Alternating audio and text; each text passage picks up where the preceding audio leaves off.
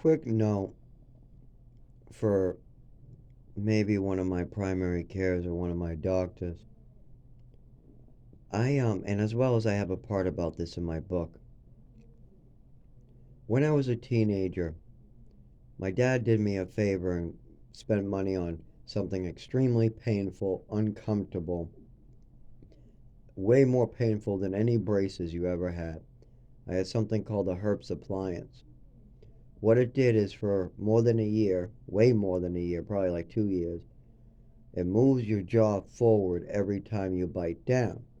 And what that does is it permanently moves your jaw forward. They have to put these rods into your mouth on each side, and every time you try to chew, you can't close your jaw, so it forces your jaw forward. And then they add a space every so often, every 3 months, every 6 months, whenever the scale is, and they add a space to force your jaw more forward and more forward. It's the most painful thing to chew. It was incredibly painful. It did set off my back a little bit. Luckily, I didn't shake too much. I actually handled that very well. I was also on a lot of drugs. I was going up, down, all over the place on those drugs. Pharmaceutical drugs that were given to me by my parents.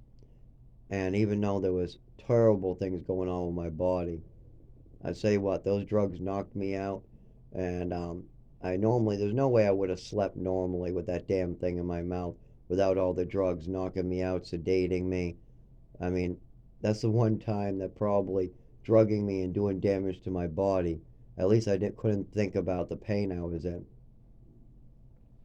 And I got it done. It came out, relieved some of the pain in my mouth, but relieved some of the feeling in my back and body, the numbness, the shooting electrical signals. I'm not sure what you call that. It's worse now, and it was worse when it happened to me. And I had times where it was real bad, but at that time I was able to deal with it pretty well. The drugs really helped, as well as the Herps appliance did do its job and moved my jaw forward. Now fast forward to me at 25, 26. I started to get jaw pains. I assumed it was from my teeth and all the infections, but I have had all my teeth removed for years now. And I'll tell you what, my jaw pains exactly where the Herps appliance was is starting to hurt. As my muscles cramp up, they start to get tense when I chew. They start to get really shaky and hurty, exactly where the Herps appliance was applied in my jaw. So yes, my jaw is forward, but I think it's trying to shift backwards. As well as I remember the dentist or somebody telling me my jaw might slip backwards eventually. Now, I didn't quite think that was possible when I hit like 22 and my jaw was fine and I didn't feel anything, but I do feel exactly where that was hooked up to me, a tightness, and it shakes sometimes as well, and it's hard to keep that muscle going. Now, with all the other stuff going on with me, that's the least of my problems. But it is something I should bring up to the doctor, as well as I should redo the chapter of my Herbst appliance and give them more details. Because this was just a quick run through. There's a lot more to go in on that. And I am grateful that my jaw was moved forward because people made fun of me and hurt me less. But there's so many other issues to go over. That was just one of many. So, hey, it did make me look better, but I might have to pay for that now.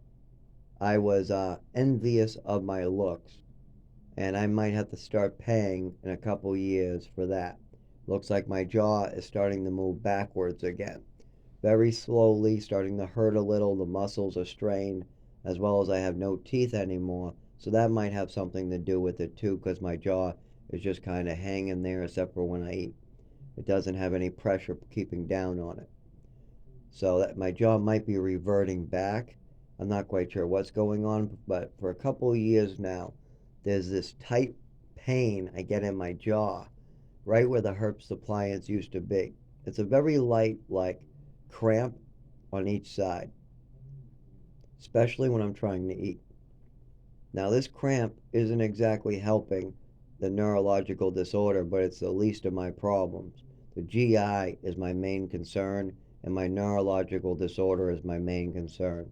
We'll be working on those until I move to South Carolina or North Carolina.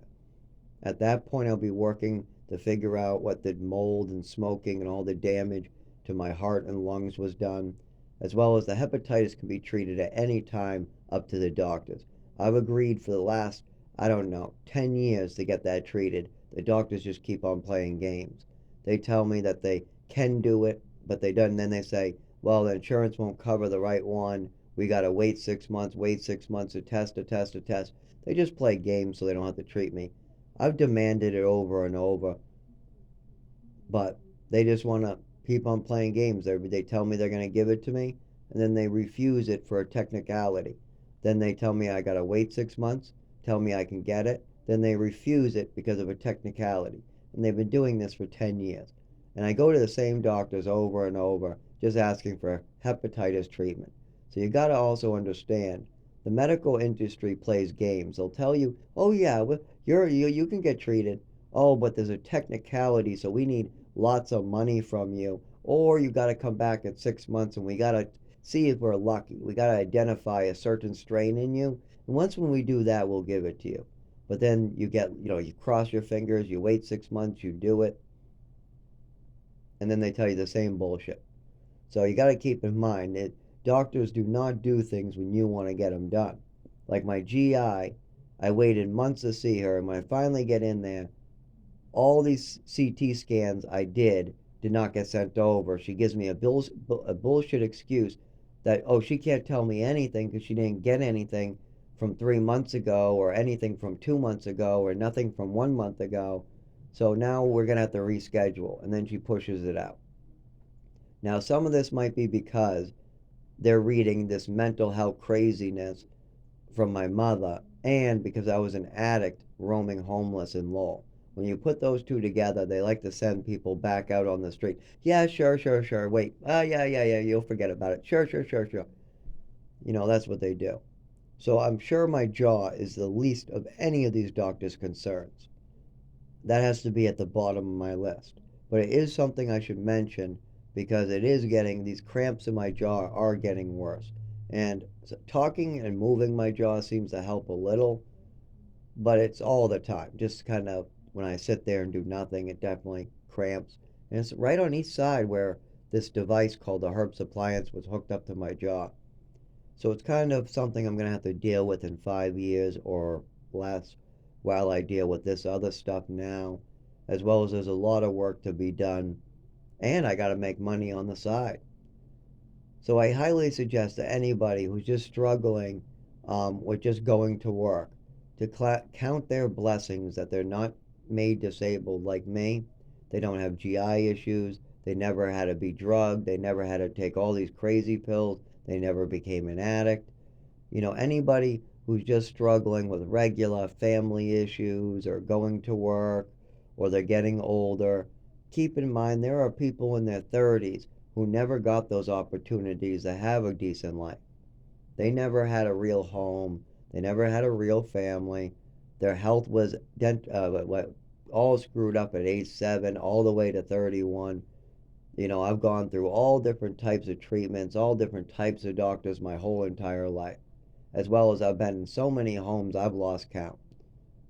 I've lived in so many towns and states I've lost count. So count your blessings like I do.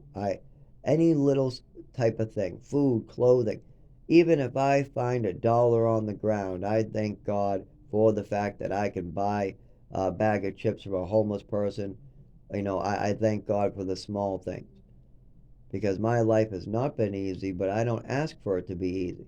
I've learned if you ask for your life to be easy, God just makes your life harder. What you need to ask for is strength, and you cannot go and just do what other people want you to do. I was a good follower. I followed what my mother told me, my dad told me, the program told me, what the other kids told me. And being a follower is never good. You got to think for yourself. Once when I became about 16, I started doing that. But before 16, I just listened to other people. And by the time I was 19, I was listening to my mother's advice and my father's advice. By the time I was 22, I was figuring out that this advice was failing me. By the age of 24, I figured out that my mother's advice was psychotic, as well as I already knew her behaviors were psychotic. And after I went through these behaviors and understood them, it made a lot more sense. I was able to get a lot more help. I was able to get a lot better. I was able to clear up my mental health, clear up the fog I was in, clear up the depression, clear up a lot of my behaviors, as well as I felt a lot better and in many different ways. And my ups and downs, the pain in my back, all these things. I was able also to seek the right type of help. So I highly suggest count your blessings.